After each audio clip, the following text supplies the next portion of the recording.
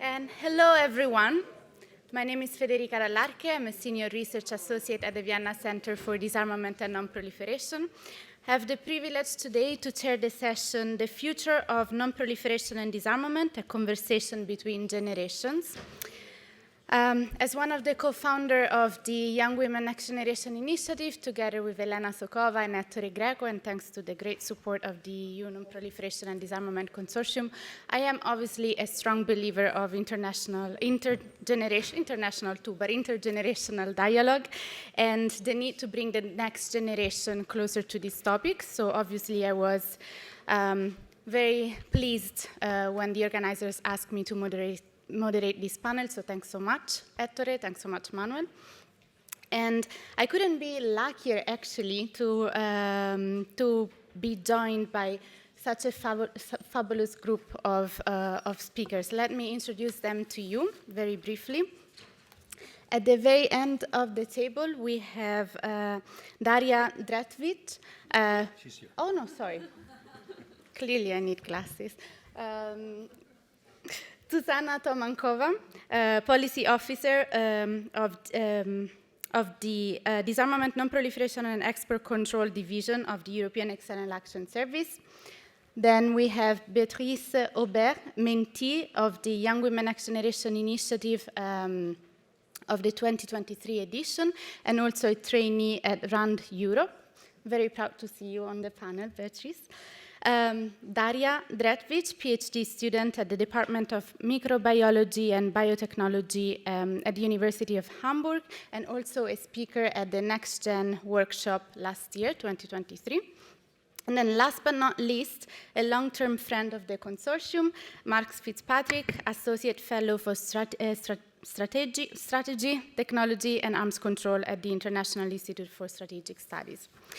So my hope is to make this conversation, to make this panel conversational, so a little bit more uplifting, and as I said, than the one we had before, and very interactive. So I will start by asking our speakers a few questions, and then we will open the floor to your questions. And, I think the very first question, that it's a little bit inevitable, right? How did you first become interested in the field of non-proliferation, arms control, and disarmament, and what made you join the field? We can perhaps start from Mark, Daria, Beatrice, and then we will go back. Thank you for asking me this question, Federica, because I have a good answer. Yay. At age 17, I had the good fortune to be a high school exchange student in Japan. At the beginning of that year, I got to visit Hiroshima, and the impression I got by seeing the Hiroshima Peace Memorial Museum was a deeper impression than I ever had in my life. I think it's a place that everyone in this field should visit, or Nagasaki, or preferably both. World leaders really need to go there too. And here's the punchline. I was telling a young woman that I met in Osaka about my impressions, and we have now been married for 48 years. I then entered the State Department, and I gravitated toward security and non-proliferation issues. Along the way, I was posted to Vienna as liaison to the International Atomic Energy Agency, and that's where I learned to speak nuclear. And it gave me the credentials to join a think tank after I left the State Department, and I wrote books about arms control and so forth. Thank you, Mark. I have to say, I always wanted to go to Hiroshima and Nagasaki. After your story, I'm even more compelled now, maybe. Daria, what's your story? So I think I have to go a bit back in time. At first, when I finished high school, I wanted to study philosophy, but due to my cultural background, there are only 3 career pathways: engineer, medicine, and lawyer. And since I'm good in biology and chemistry, but cannot see blood, I had to tell my parents that I'm deciding to study biochemistry. And during my master's thesis, and also now during my PhD, I'm working with high-risk pathogens. And I think that was kind of my turning point, why I got interested in global safety as well. And since I'm interested in philosophy and ethics, that was also something that has driven me to pursue more sort of education in this field. since a lot of natural scientists are only dealing with science and not with policy. And yeah, I think seeing how fragile the global safety net can be due to biothreats, for example, yeah, led me to pursue yeah, this education in the field of WMD, but especially in biosecurity. And yeah. Thank you, Daria. Beatrice? Well, firstly, thank you so much for having me on this panel. It's a great pleasure to be back on this side of the room. And yeah, I think for me, it was a bit slower than that, I guess. I started to develop an interest in non-proliferation and disarmament during my master's in conflict studies, but I feel like maybe it was in my university, but I feel like it wasn't really a topic that was much discussed. I touched upon it a bit in my research, but not that much. And I think it came to me a bit more practically while I was working at the OSCE on research related to the war in Ukraine, and then at the EU delegation to North Macedonia, where arms control of small arms and light weapons are an important regional topic that I became a bit more familiar with there. And so, yeah, so that's when I decided to get a better understanding of the field, finally. And I joined the mentorship program. And yeah, now I work more in nuclear deterrence, and I think, yeah, I'm really glad I joined this field because it's really like at the intersection of my interest in international and human security and diplomatic and strategic affairs as well. So, and I feel like we can have a bit more of a tangible impact as well. Yeah. Thank you. Good afternoon, everyone. I have to say that I don't have such a great story as Mark had. Neither was my path as straightforward. I was working on quite diverse security-related issues in the past, be it conflict prevention or counter-trafficking, smuggling, and different cross-border issues. But I have to say then I really found my calling when I started to work on different multilateral affairs. And that's really where I felt like my interest lied. And I was very happy to touch upon disarmament and non-proliferation when I was working in the EU delegation to the OSCE in Vienna, where it was just marginally in my case, but then somehow I found my way to the European External Action Service and to the division where I am now, where we really deal with disarmament and non-proliferation from all the angles possible. In my case, then it's mainly biological and chemical weapons. Thank you so much, Susanna, and thank you also to all the other speakers. It's very interesting because everybody has a different background when it enters this field, and it's not uncommon to see people that enter the field later in their career. But let me continue with another couple of icebreakers before we go into topical sessions or questions. Mark and Susanna, I'm going to turn to you directly. So if there's one suggestion you would give young professionals entering the field or who just joined the field, what would that be? And it could be personal, it could be like, be nice to your coworkers or prioritize your mental health. Or it could be professional, like focus on a specific topic that you think could be useful in the future. Mark, do you want to start? Okay, I'll go the personal route. When you posed this question, it made me think of a best-selling book 40 years ago by Robert Fulghum. It was titled, Everything I Needed to Know I Learned in Kindergarten. The lessons we learned in kindergarten. Share things. Be fair. Don't hit people. If you hurt somebody, say you're sorry. Pick up your own mess. Put things back where they belong. When you go outside, watch out for cars and hold hands. These are all very good advice, but you asked for just one suggestion. So I thought, maybe it's something very simple. It's don't burn bridges. In your career, you will interact with people you don't like. There are some jerks. Usually they're okay if you meet them one-on-one, but try to preserve at least a commonality, because that person in the future might be a colleague or a boss, and so don't burn bridges. If you leave an organization, and I know these days younger people, they leave quickly. I tended to stay, but keep your ties with that organization, because you'll have to get letters of reference from them. I'm still writing letters of reference 10 years later. But you know, every rule has to be broken at least once, right? I once had a boss that I didn't like him at all, and he didn't like me even worse. well, I won't say who it is, but if I tell you privately, you'll say, Mark, that's a badge of honor that he's your enemy. So one can be known by one's enemies too. I want to know later. I'll ask you. But thank you, Mark. Susanna? Thank you. I will, from my experience, I think the field is quite scary to enter from outside. It can be quite technical, and when you don't see inside, I don't think there is much motivation unless someone is really curious and really technical to enter.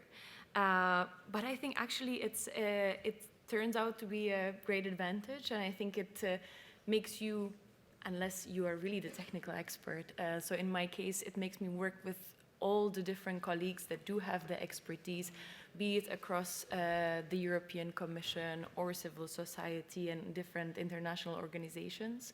So I think that's a great benefit. So my advice, I think, would be to not to be scared of the technical elements of the field.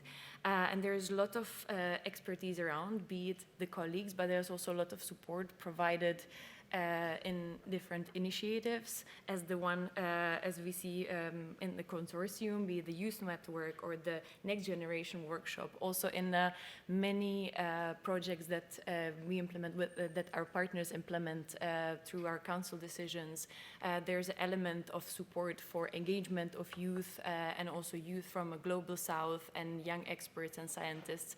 And so I think my advice would be also to use this support to the fullest possible, because that's why it's there, and I think it can make a great difference. Thank you. Great advice. Beatrice and Daria, I'm looking at you now. So if there's one burning question that you would like to ask, or a piece of advice that you would like to ask experts that are older or more seasoned, I would say, what would that be? Yeah, okay. Well, I think it kind of answers what you said as well. And a question that I have already asked, and I feel like I keep asking, is, I'd like to ask my more senior colleagues how they manage to feel confident in this field. Maybe it's because I picked it up a bit after university and I don't have a lot of technical knowledge, and it's such a vast field. It feels like there's so much knowledge that you can gain. It's a bit like, it can be a bit frightening, and I think, as a junior, it's hard to feel like my point of view can be valid, and especially if you're surrounded by experts, there's a lot of listening, and sometimes it's hard to actually be participating. But I think by having that conversation of asking where people started from, you can see that everyone, started somewhere and probably not with a lot of knowledge, and hopefully getting this different point of view can help us feel a bit more confident and grow in your role, but in the field as well, and hopefully as a person in general. So, yeah. Thank you, Beatrice. So the question would be how to build confidence and have your voice, formulate your voice, right? Yeah, exactly. Okay. Daria, what's your question? Yeah, I had 3 questions, but now I have to decide spontaneously in some way. But I think, since we were talking a lot about optimism, my question would be how to keep hope alive during moments of political gridlock. And it can be quite disheartening, especially for young professionals, to see the progress stall because of political tensions or even lack of consensus. And are there any strategies for sustaining optimism and hope and push for meaningful dialogue and, in the end, hopefully actions? But yeah, that will be my question. Thank you, and I love it. It was actually one of the questions that I had for you later, so maybe we can go back to that at the end in an effort to, end on a positive note, possibly. So let's go to topical questions, because at the end of the day, this is the EU Non-Proliferation and Disarmament Conference, so it would be interesting to hear different generations respond to the same question. And the first question that I have is, in recent years, we witnessed a rapid shift in the geopolitical landscape. We've heard it in the past day and a half. Rising tensions between major powers, erosion of multilateral dialogue and diplomacy, increased militarization, new alliances. So how do you see this shift influencing the future of arms control, non-proliferation, and disarmament? Do you think it's a great obstacle, or could it be an opportunity? And maybe, Susanna, we can start from you, and then we go slowly back to... Thank you so much. Let me note that as this question, and I assume the next ones also go kind of beyond my job description, let me say that I speak in my personal capacity also when addressing the audience with the answers. I think the major shift is clearly a move from bipolar to multipolar world that has been happening already for some time, but I think we can see it quite clearly in our work in disarmament and non-proliferation. And I think it's clear to all of us also that moving from two poles to multiple makes our work more complicated and gets our prediction, our ability to predict much more complicated. So in this sense, I would see it as an obstacle. The disarmament and non-proliferation infrastructure is facing similar challenges as the UN and as the UN system in general. And the challenge is to reform and to stay relevant. And I think that's also very much relevant for the disarmament and non-proliferation architecture. I think we also see the actors that do not see the architecture or the tools that we have built to benefit them and their efforts to undermine it. And I think there's also the opportunity to counter that narrative with a reform and with more efficient implementation and modernization as well. And I think we should also keep being able, or despite that, be able to look critically at the tools and platforms that we have in order to be able to reform them. And I think the critics and the undermining of some of them should not prevent us from doing that. So I think here it would be somewhere in between, a challenge and an opportunity. And let me also add that something that was said many times during today and yesterday, and that's really the emergence of new actors that are not necessarily governments, but non-state actors, from really terrorist group, organized criminal groups, but also private sector that play and can play an increasing role also with the new technologies.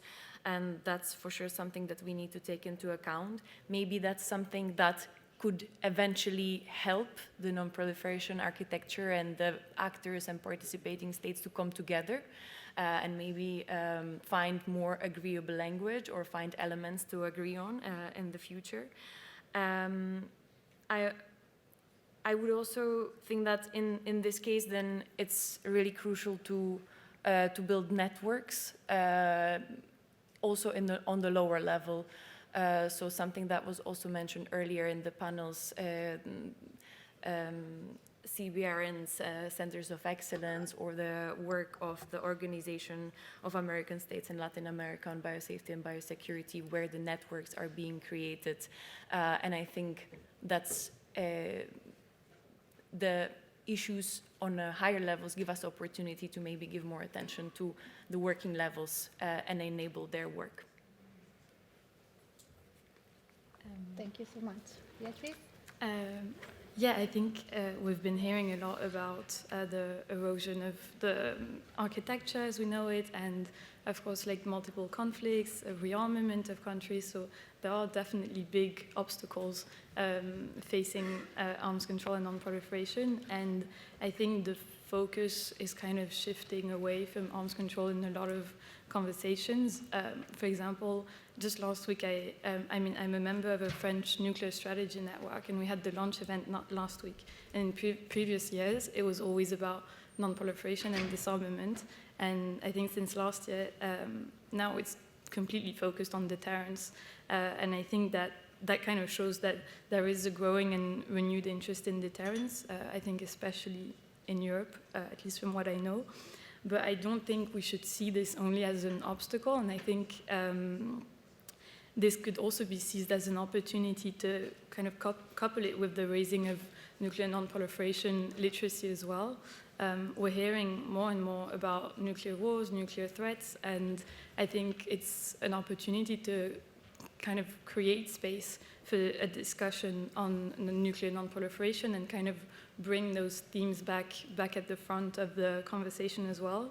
And as we heard yesterday, deterrence and non-proliferation are not exclusive, they can be complementary. So I think that's a good example of an obstacle, but that can become an opportunity. But for this, we need to create the space for it to become an opportunity. So yeah, I think mobilizing this conversation has to be an initiative done at all levels, like you mentioned, Susanna, already, and it can't only be top-down, it has to be on, like in different spheres as well. And I think having a think about the future of non-proliferation is also a good way to think about how we can ensure to include the youth and women and other minority groups in general as well, to think about maybe more creative and inclusive ways of overcoming the obstacles that we're facing now, and laying some like solid groundwork for a future or maybe rethought architecture of non-proliferation and disarmament. Thank you, Beatrice. Daria, what's your... I think a lot of things were already touched upon, but I'll just want to briefly touch upon opportunity, because I think we are all aware of all the obstacles that we are now facing as a society and global obstacles. But I think also that challenges or crises can create opportunities, especially for creative diplomacy. And examples would be new frameworks, new partnerships, new alliances maybe, and engagement with also non-traditional partners or actors like civil society and also industry or private sector. And that would be my take on this question. Thank you. Yeah, these last few years have been pretty bad. In the United States, we had a president who wanted to engage with adversaries, but they didn't want to engage with him. We heard why China doesn't want to talk about nuclear risk reduction. Russia won't talk because of Ukraine. Iran talked, but then they could never bring themselves to actually reinstigate the JCPOA. North Koreans don't want to talk at all. And before that, we had a US president who tried to destroy every agreement that we had signed. So now we've got that president back, and it's hard to think if anything's going to be positive. But I'll tell you one thing, in his behalf, but Republicans in the United States generally are supportive of non-proliferation, horizontal non-proliferation. Non-proliferation to not let bad guys, get weapons. They're less concerned about good guys getting them.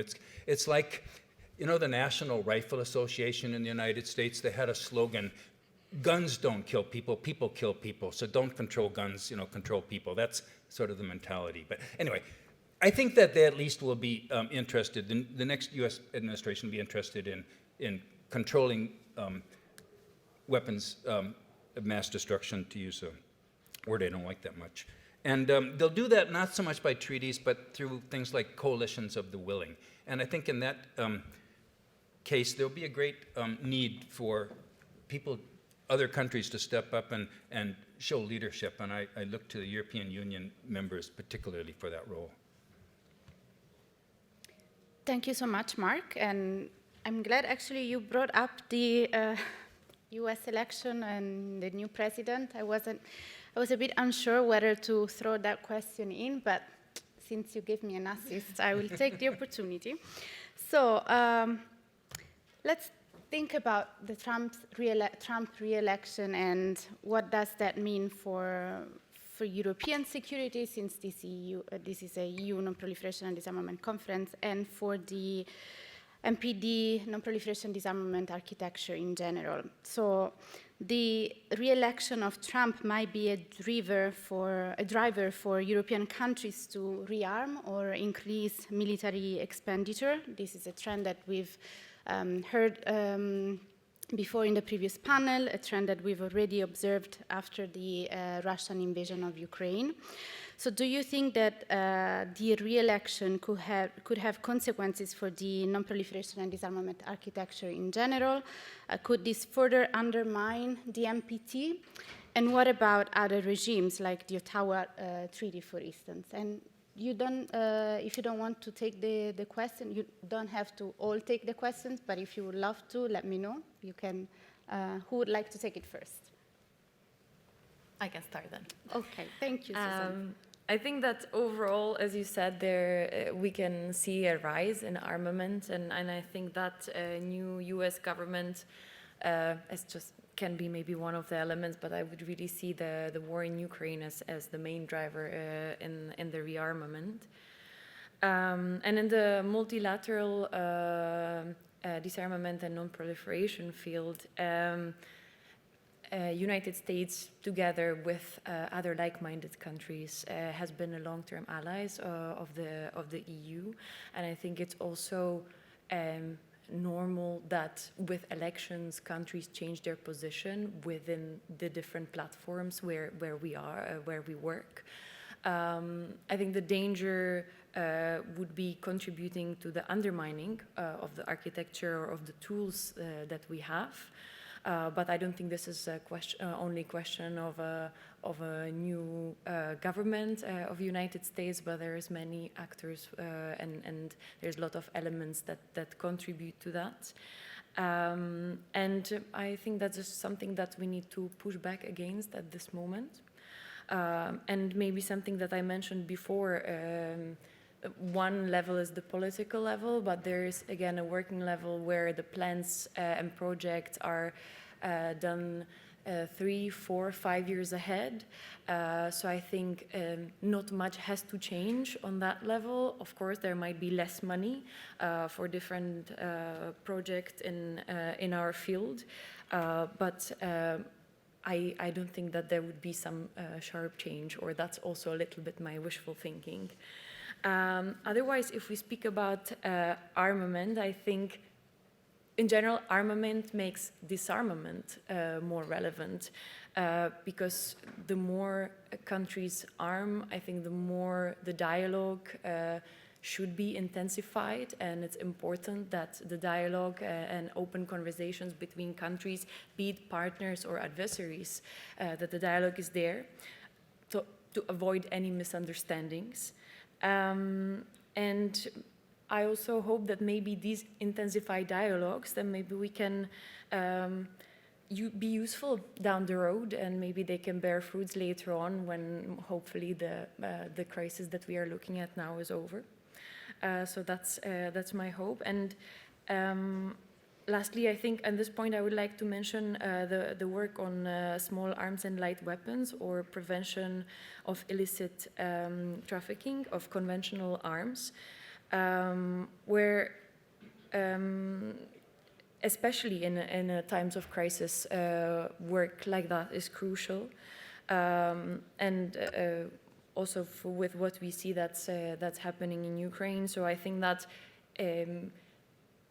despite the armament, the work on disarmament, including small arms and light weapons or weapons of mass destruction, is actually more important than any other time. Thank you. Uplifting and hopeful. Anybody else would like to take the question? I can't add much to. I think Susanna's answer was very good. I'll second it.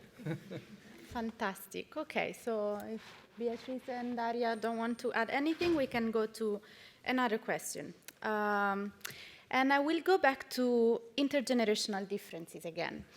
So what do you think is considered as the biggest threat or risk by your generation? Is it nuclear war, climate change, exploitation or misuse of emerging technologies, from DNA manipulation to the creation of deep fakes? And do you think that other generations have a different perspective? Who wants to start? Yeah, I can start. I think that for my generation, and I mean, it's always hard to speak for a whole generation, but I think it would be climate change. I think climate change implies so many interlinked threats as well. including the rise of armed conflicts, food insecurity. We see a lot of disinformation linked to climate change and a disproportionate impact on gender as well. So I think it just covers so many different aspects of it that it's probably a threat that we see as the most pressing one. And it's also a very politicized threat. It's constantly being questioned or being pushed back by some governments, and this drives even more political polarization that we already have. And I think it also draws a lot of climate anxiety for a lot of young people. And I think that my generation has also been exposed to the impact of climate change from a very young age. We see it nearly daily. And so perhaps that's why it's more of a concern to us, and we see it as something that will completely change our way of life as well. We have to change our way of life already, but it's hard to do so if we're not supported. And I'm not saying that only our generation sees it as an issue. I think you can find climate activists of all ages and everywhere around the world, because it is a global threat and it affects everyone. But yeah, so hopefully other generations also see it as a threat, and we can take action more globally to tackle it together, because I don't think only one generation can tackle this on their own. I would agree. So I wrote on climate change, obviously, since it's a pressing issue in our generation. And but the thing is, with climate change, we cannot address it alone. I mean, if I cannot take off the cap of my bottle, I won't, I won't save the environment. And it requires global coordinated action from states. And so I don't see a lot of hope, especially if we look to Trump saying that he wants to, the climate agreement in Paris, that he wants to go out of this. I'm a bit afraid. However, I believe the misuse of science and also the rise of disinformation or disinformation campaigns are also growing concerns that present some new kind of vulnerability to our society, and one that's rapidly evolving. And it's also very interconnected with broader issues like climate change or climate as is, and security. And I also think other generations, I mean, if I talk to my dad, he would probably say that he's afraid of nuclear war and sees nuclear war as the ultimate threat because of the power of destruction, actually. But I think we need to see all these risks, nuclear war, misinformation, new and emerging technologies, climate change, as some sort of network of interlinked challenges, and address it as such, especially in a multipolar system that we live in now. But that's my take. Thank you, Daria. Mark? Yeah, I think I'm with your dad on that one. But my son would be with you. To me, it's nuclear war because, well, I've been living with it my whole life, and nuclear weapons are the threat that could annihilate our species. I suppose other things could as well, but I know nuclear weapons could, and I know there are too many of them, and together they could do it, and we live under that threat constantly. So, but I don't disagree. These other issues are very. But you gave us only one answer, so that's my answer. Susanna, do you want to jump in? Yeah, I will just add to that, because I also see myself a little bit somewhere between Mark's generation and the generation of Beatrice and Daria. And when I was thinking about what I would see as a biggest threat, I think it is not nuclear war. I think climate change probably is a high on somewhere on the top of the list, but maybe something that feels more threatening as it feels closer than climate change is the clear polarization of societies that we are experiencing, and the the widening and multiplying of the rifts that also allow for autocratic temptations outside of the EU, inside of the EU, and let's say inadequate or insufficient political answer to them. And I think that climate change is very much connected to that, in a sense that if we don't address it in a just way and in a manner that where the burden is shared, then this will further contribute to the polarization of societies within one country or globally. And lastly, I think disinformation that was mentioned is the other element that very much contributes to that. And in combination with AI, that really allows spreading of disinformation much faster than before. It's harder to analyze information, it's harder to get the truth. And it really, I don't think disinformation I would really identify as a threat in itself, but it's as if there is a wound and the disinformation is the knife that you can poke the wound very nicely with and make it bigger and make it hurt much more.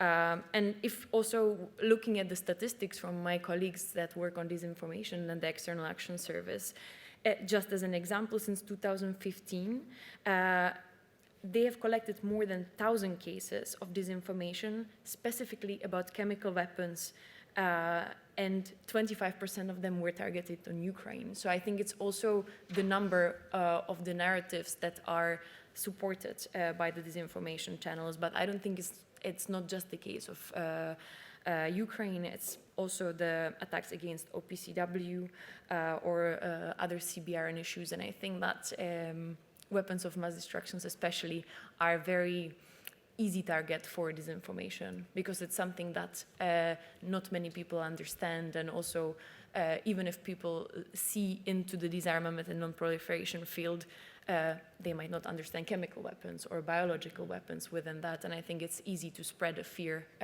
through that, and I think that's also why it's used as well.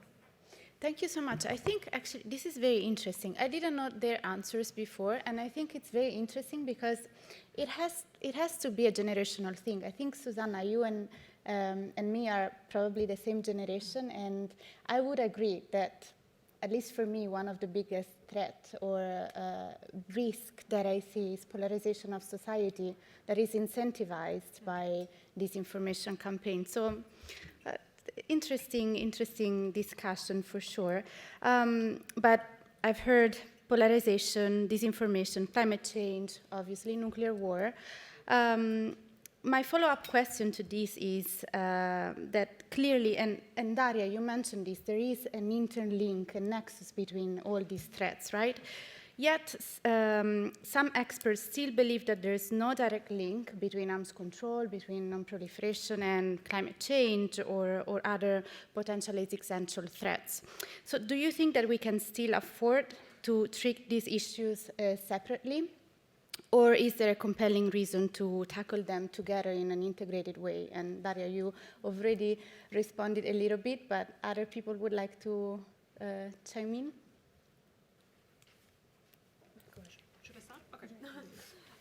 So I think, so my background is in biotech, so I think that biotech is a transformative force, of course, at the intersection of arms control, climate change, and also global security. And I think it's crucial to address its implications in an integrated manner. And on one hand, there are the potential benefits of biotech, of course, and they are extraordinary if we look at them. Synthetic biology, bioengineering, it's something that I deal with daily in the lab. So for me, it's nothing exciting anymore, but if I talk about it to policymakers or political scientists, they're also very interested in that. So, and these topics, so synthetic biology and bioengineering, can offer solutions to revolutionize, for example, agriculture, healthcare, also disease surveillance, and as well as environmental protection. If we think of microbes that can degrade microplastics, for example, or mineral oil. And however, on the other side, there's of course the dual-use nature of all these methods and in the biotech. sphere, and the same tools can be weaponized, of course. And also, unlike nuclear technology, biotech materials and equipment are kind of widely spread and widely accessible now. And I hope that knowledge is still not as spread as the materials and equipment on how to really handle it, because I know some people talk about AI giving laymen the opportunity to work on biological methods, and I'm like, okay, I studied 5 years biochemistry and doing my PhD in biochemistry, and I'm struggling, and I encounter a lot of failures for my experiments, and I think, well, I know how to use AI, and I still cannot progress. But of course, I see that maybe in 5 years, AI will improve with more data sets and training data sets, and maybe give the opportunity to laymen to also use these methods, CRISPR or DNA synthesis. Nevertheless, all this poses risks to, of course, traditional arms control. And I think there is, right now in this year especially, or since last year in December, there is growing momentum regarding the lack of verification of the mechanisms for the BWC. And, but it still remains a work in progress, I would say. And I know there's still negotiations going on among the state parties. And something that I also want to talk about that is kind of important to me is that we cannot ignore anymore the disparities between the global north and the global south.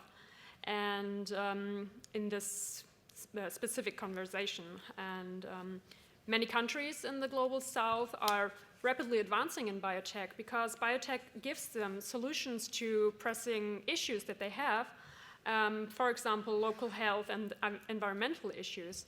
And yet sometimes they lack robust regulatory frameworks. I know there are great biosafety measures.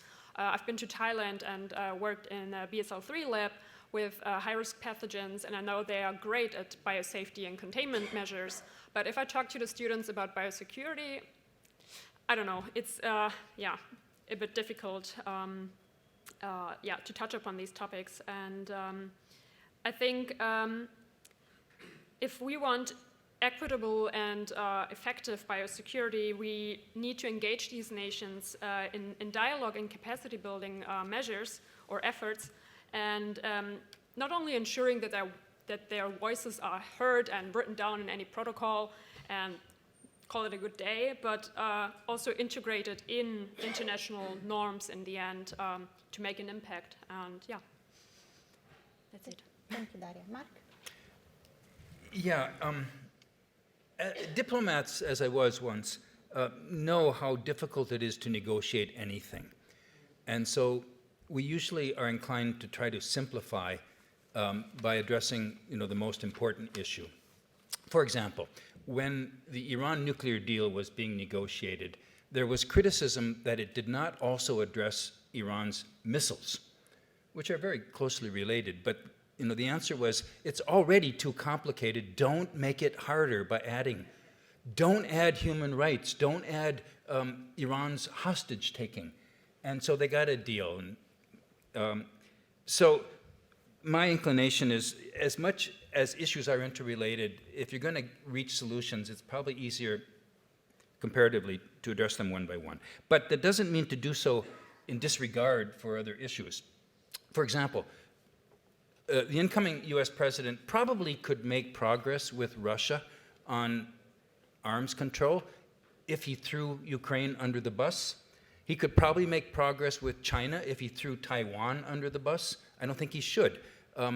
Security and arms control have to be interrelated. Do you think he will? Do I think he will? I don't know. Sorry, that was a tough question. Beatrice and Susanna, what are your thoughts? Well, I think maybe more from a research point of view then, I think it is important to look at this interconnectedness of the current existential threats, even if it's just to raise awareness, and maybe then diplomats need to negotiate issues one by one. But I think if we do get a better understanding of issues and we don't see them just compartmentalized and more together, it makes it, I think we're talking about political polarization, and I think if we isolate climate change or even gender issues, then it's easy to just see them linked to political beliefs or like as a partisan issue, and I think it doesn't have to be. And if we have a more global understanding of why arms control is linked to climate change and has impact on and has a gender impact as well, then it's not, oh, we have to add this climate lens to this study. Okay, let's just add a paragraph at the end, and maybe it's a bit idealistic and a bit optimistic as well, because obviously in negotiations then it doesn't work like this. But I think it's a starting point, and if we can raise some awareness and some literacy, maybe it can add to the credibility of our understanding, but also the durability because of wider understanding of future threats as well. Thank you. Durability and sustainability of agreements. That's a very good angle to look at. Susanna? If I look at this really not from a scientific angle, I think the most obvious nexus between arms control and other global challenges such as climate change for me would be the dedication of resources. Be it money, be it time, expertise, but also attention of everyone general population, but also working in the government. So I think that for me is the main link between the challenges that really, I'm not saying that is a solution how to address them, but I think that's important for us to realize the fact that if we work more on disarmament or armament, then there's less money and time to work on climate change. I think that's the young generation, me including, feels this threat, and it's quite stressful to see the world progress this way. I would also like to mention the issue of disinformation and in connection to arms control. And here, it's, for me, one of the main threats or one of the main issues that connects arms control and disinformation is also the erosion of the taboo of be it nuclear war or use of chemical weapons or biological weapons. I believe the taboo is still there, but I think the work of the disinformators is slowly chipping away on the taboo that I think that we have built in and preserved over, 80 years or more. And even if we look at the concrete numbers, in Russia at the beginning, before the war actually, or at the very beginning of the war against Ukraine, it was 5% of people in Russia that found a nuclear attack acceptable. And when the statistics was done a few years later, I think it was either this year or last year, it's 22% now. And I think that's a very scary. Finding a nuclear attack acceptable. Yes. Mm-hmm. It's very scary statistics, for sure. Well, on this happy note, maybe I'll give you the opportunity to end on a positive note before we open the floor to the audience. And this links a little bit to the question that Daria raised at the very beginning. So historically, arms control, non-proliferation and disarmament, these regimes have seen both highs and lows. But high tensions moments like the Cold War didn't necessarily hinder progress, right? So this is a hope in a way. And in fact, they led to significant arms control agreement. So do you think that the current situation is different? And when we face periods of great challenge or where progress seems to be challenging, how do we maintain optimism and we stay, how we can not be discouraged. And Mark, I will start with you. Start with me. I'm the most discouraged one. Oh. So you asked me, would Donald Trump throw partners under the bus? And no, he wouldn't do that. He would throw them under an ox cart. Or Tesla. I mean, he wouldn't. And he's a disruptor. And the only positive thing I could say is that sometimes disruptors, something positive might come out of disruption. If I'm trying to be terribly optimistic, that's the only thing I could say. Okay. Okay, I have a follow-up question for you then. Do you think that young professionals today are better positioned to address the challenges that we're facing today and to move forwards arms control, non-proliferation, and disarmament? Are you kidding? Have you been listening to Daria and Beatrice? I mean, or yesterday, Hailey Wingo was talking in the chemical weapons. These young people today are so much better than I was at that age. I'm very impressed. Daria, what do you think? I mean, it was my question as well, in some sort, but for some reason, I think we still have this naiveness, or we are a bit naive since we are younger and don't have as much experience as well.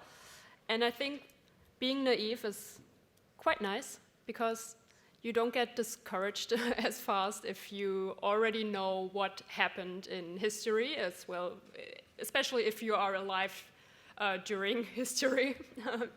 And I think since not experiencing any war, fortunately, or any threat to war, but now as a 26-year-old, we are confronted by threats. I think we, in some sort, due to the naiveness that we have, are still hopeful in some way, because if I look back, I see that we as humanity in like high crisis situations somehow always come to the solution, or to the solution that we are all living on one globe, and if we let it escalate like in the Middle Ages, we would have wars happening daily, and we all know that we don't want that. And I think that ultimately, if we work together, not only, I know there's this concentration on young professionals, the younger generation having the drive to act and push forward, but I think it's also important to talk to more seasoned colleagues as well, because they have the experience, and I have a profit from that. And if we work together, I think we can tackle all kind of issues. And so to end it on a positive note, I think if we work together, not only as young and old, but also north, south, west, east, I think we will make progress as humanity. Thank you, Daria. Beatrice? Well, I think this event and seeing so many young people ready to kind of dedicate their career to strengthening this already quite resilient architecture is a good source of optimism. And it's not always easy to be optimistic about climate change and arms control, and sometimes it get a bit gloomy, but I think, I think seeing just every year new cohorts of young women wanting to be in the field is also a great sign that the field is not dying, and that we are like committed to pursuing this legacy, and we have the chance of having great mentors and colleagues and occasions like this one to discuss and get more knowledge. And so hopefully we are facing, we are facing adversity, but hopefully this is an occasion to mobilize even more to safeguard the principles that we all believe in and we hope to see thrive a bit more in the future. So yeah, that would be my optimist note. Thank you. Okay. My reflection on this is that when I look at disarmament and non-proliferation architecture, I always see it a little bit as some kind of insurance that we build, and in times of crisis we should use it. Sometimes we sign a wrong contract with a wrong clause. Sometimes we would have to fight with a greedy insurance agency, and I think that's also part of it. But nonetheless, I think it's also the time to capitalize on the work that has been done in the past 80 years in the field. And the difference, I see that in the past, we have been building new tools, and I think maybe now is the time to look at the existing tools and reform them. That's sometimes harder than building new ones, though, but I think nonetheless this is where we stand.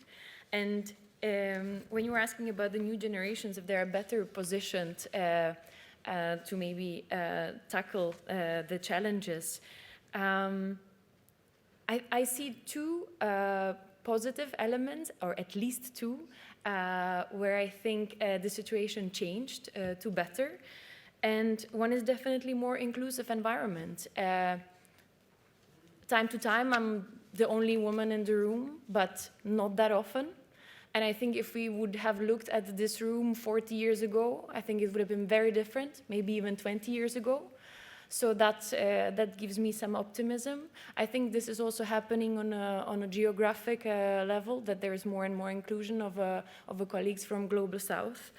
And the second element would be the emerging technologies that we often look at as a threat, but also can give us a lot of power in our work, being more efficient, but also access to independent research that I think was not the case not that long time ago. So I think that there are definitely positive elements to look at. Thank you so much. Thanks to the four of you actually for underlining us, for finding a silver lining in this conversation. We started a little bit later, so I'm assuming we can go a little bit over the time, and therefore I would be very pleased to open the floor for questions. Okay, I see already three, Dr. Martellini, Maya, and... My remark is very, very short. I think as a former university professor, it should be very important to assign one credit, at least one credit, in life science and in hard science and nuclear physics, to students to develop their interest, their joint responsibility. So the university must be done more. Thank you. Yeah. Maya? And please introduce yourself so that... Hello, I'm Maya Hammam. I'm a mentee in the Young Women in Non-Proliferation and Disarmament mentorship program. And I have a question to Mark and Susanna. So when it comes to climate change, I think the international community is more eager to discuss the humanitarian and even gendered impacts of the climate crisis.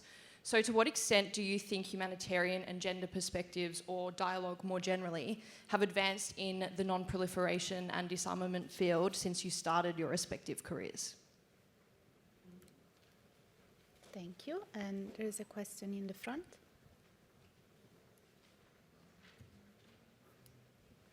Good afternoon. Thank you so very much for taking my question. My name is Ursula Caturla, and I am, like you, a young nuclear professional. I'm a jurist coming from Lima, Peru.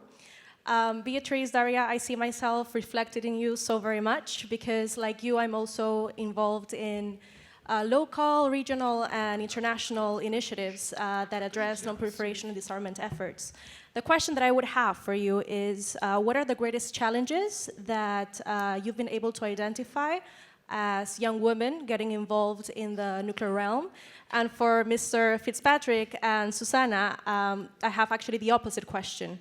What are the greatest opportunities that you're able to identify in engaging with youth on non-proliferation and disarmament efforts? Thank you very much. Thank you. We can take another question, or two maybe. Adia in the back. Hi, my name is Adia. I'm also a mentee in the mentorship program. You've already addressed the disparity between Global South and Global North. Well, international disarmament is not an inclusive field yet, but we still believe in its potential. I wonder what kind of measures are already being taken in your fields to address this sort of structural inequalities to increase the inclusivity of international disarmament. Thank you. Thank you very much. And maybe we have time for another question. Anyone? Yes, gentleman in the back. Thank you very much. My name is Callum Watson. I'm the gender coordinator at the Small Arms Survey based in Geneva. I'm quite interested, well, so there was a lot of optimism about having more women in the future of this field. However, I'd like to ask some of the more mature members of the panel whether you think there's actually still a glass ceiling. So do we see a large number of women coming in at the bottom and in fact they end up leaving the field later on? And be curious also to see from Mark, for example, whether you actually had more female colleagues previously and they ended up leaving the field. Also noting that in academia, we note that there's a large number of women working at PhD level, but the glass ceiling often seems to be making that transition from PhD into tenured positions in academia. Thanks. Thank you very much. Mark, would you like to start? Okay. Or would you like to organize your thoughts? 1 second. I'll start. That's fine. Okay. Well, Maya, I think the answer is clearly that humanitarian and gender issues are far, far more advanced than they were when I started, because they weren't addressed back then. I mean, the fact that you have somebody whose title is addressing gender in arms control issues is something, never thought about that earlier. The humanitarian impact of nuclear weapons, that's an issue that gained a lot of attention over the last decade, rightly so, but we didn't think about it. I mean, we talked about humanitarian disasters, but not in the language that's used today. Yes, many, many more women are in the field today than were in when I started, but I will say this. In the US State Department, from the beginning of my career, there were women working on non-proliferation and arms control. And that was quite different than in many other countries, particularly adversary countries, let's say. So when organizations, when think tanks organize events where the speakers are mostly governmental officials, you'll find that the panels are many manels, right? Because the government officials, they don't have women, except for the United States, United Kingdom, and European countries. So we are leading that way. Can I stop? Yeah, of course. We can come back to you later. Who wants to jump in? Then I can continue. Susanna? Yeah.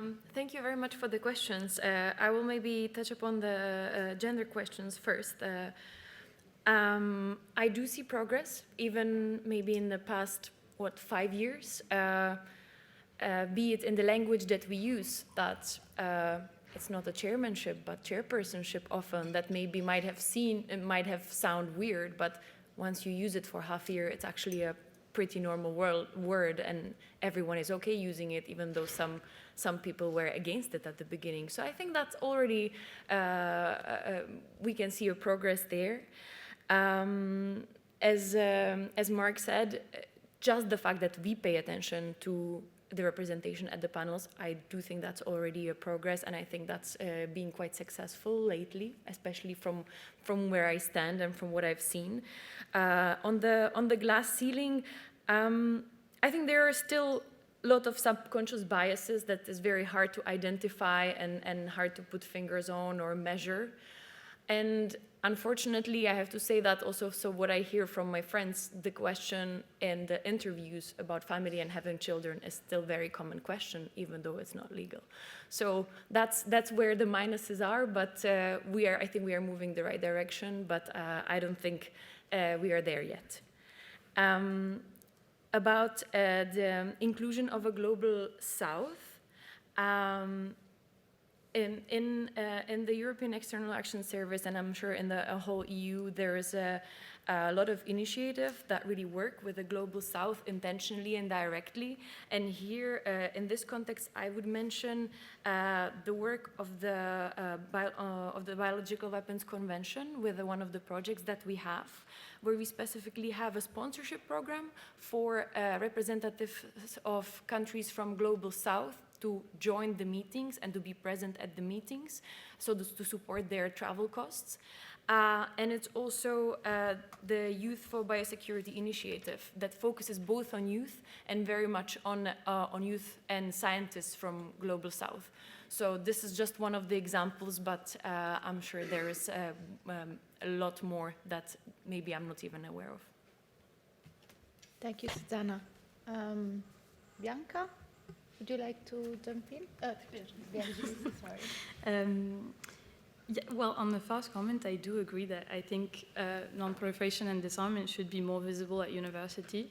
Again, maybe it was just my university, but we really didn't have anything, even though I studied political science and conflict studies. So, yeah, I think it would benefit from a bit more visibility. And on the comment on the challenges as young women in the nuclear field, well, I think for me, the main challenge, and I kind of touched upon at the beginning of in the icebreakers, but I think it's the main challenge that I see, at least, is kind of feeling relevant, like being in military spheres, for example, going to meetings where it is still quite male-dominated, being the only younger person and the female is not always easy. And it's hard to find your place and find your voice as well. So I would say that for me, that is definitely the most challenging. And even within my organization, in the nuclear small team that's interested in nuclear, it's only men and me. So it's not always easy to find your place, I think. But I think there are some great initiatives and measures like this one to kind of create networks. And I know I'm very privileged. I'm French and British, so first of all, it's two nuclear states, so I do benefit from a lot of good opportunities. And it's also two countries that are really trying, I think, to advance like young people in the field, and you see more and more research funds and opportunities for young people to have more visibility and kind of, yeah, find their voice in the field, and that respects as well a gender balance. So I think we are, like, I feel quite lucky, but there is still some work to do. But it's also a good thing for us to kind of try and promote at our level and create this network of young women and in general young people in the field committed to these principles. Thank you so much, Beatrice. Daria, what are your thoughts? So I have 2 points regarding the challenges as a woman in science or even in the nuclear field. So I can talk about biology or life sciences in general, because I've studied it. And in Germany, there was an initiative in some sort to encourage young females, young women, to pursue STEM studies. And then we saw an influx of a lot of women in biology. And before that, biology was seen as also as a hard science, like physics, mathematics. And then since women entered the field, for some reason, biology is now a soft science. That's incredible. Yeah. And it's a bit disheartening to hear that, because biology is also hard to study. I mean, only because of women entering the field, becoming a soft science, it's problematic, definitely. And another point I wrote down is the imposter syndrome.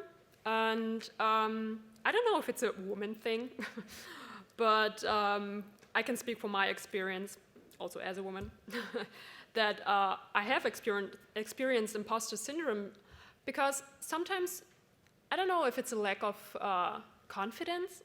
I'm not really sure. I haven't been to a therapist or anything, but if you're in a field of very well-established people that are extremely confident in what they do, for example, life sciences, and then you enter the field and you already know, okay, they know that women are entering the field, making a soft science, and you're like, oh my gosh, I somehow have to convince them that I'm also capable of doing that, what they are doing, men, women, I don't care. And I see in my female colleagues that they also experience imposter syndrome, but no one talks about it. It's only sometimes when you're in the lab doing your stuff and then you just have a comment and then the conversation starts about imposter syndrome, and then you're like, oh my gosh, I feel the same. And I think there's not a lot of support in that area.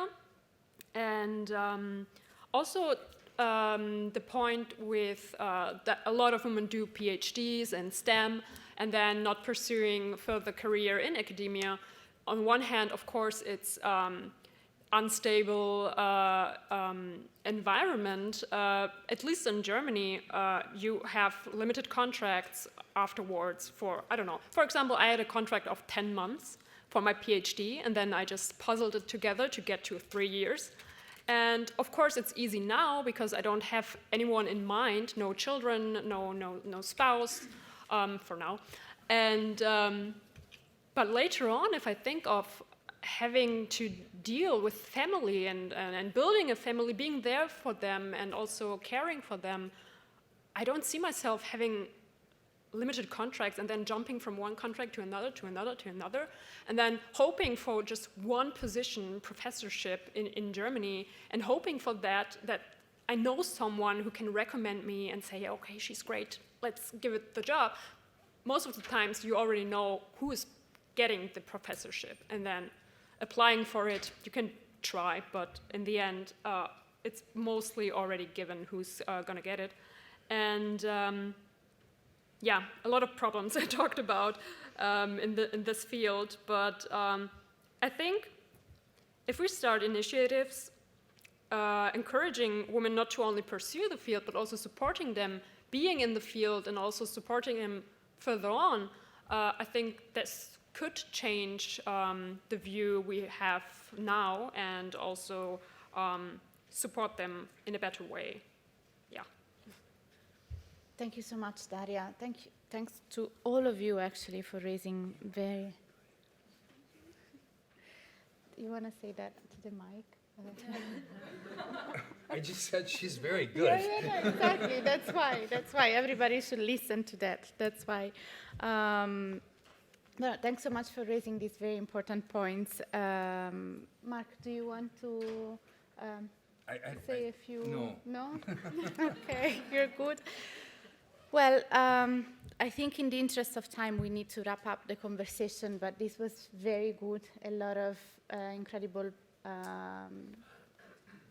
pieces of information, food for thought, a lot to think about.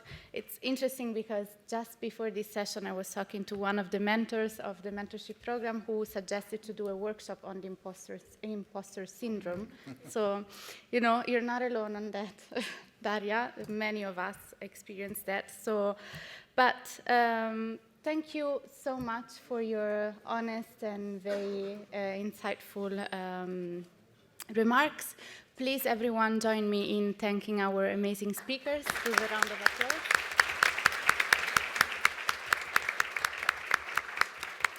And I'll give the mic back to Manuel.